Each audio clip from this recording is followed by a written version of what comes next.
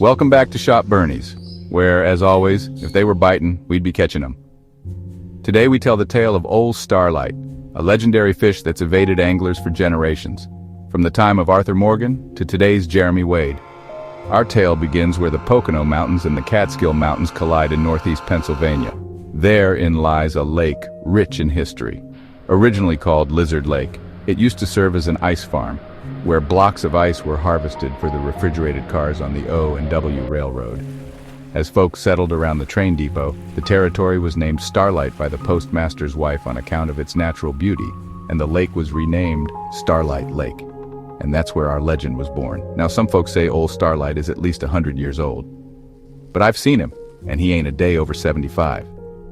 My dad, Bernie of Shop Bernie's himself, had one of the first recorded run-ins with Ol Starlight. You see, he and a bunch of his friends were swimming when they were around 14 years old. They were diving in the deep part of the lake to see who could touch the bottom. Bernie swam down about 20 feet, touched the bottom, and got his foot stuck deep in the mud. Struggling to get free, he thought he was a goner, but Ol Starlight swam through, kicking up the mud and the muck, and scared the life back into him. He got free and lived to tell the tale. Now flash forward 2 generations to modern day. Bernie's grandsons all fish Starlight Lake every summer. The oldest, Evan, had his first run-in with the 15-pound monster that once lurked in Lizard Lake. The wind was calm that day, and the surface of the lake was smooth as a sheet of glass. Evan was breaking the silence with a head-on torpedo.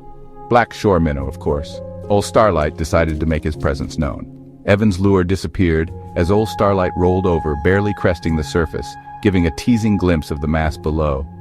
Evan's rod doubled over like an overweight offensive lineman after 2-a-days in the August heat.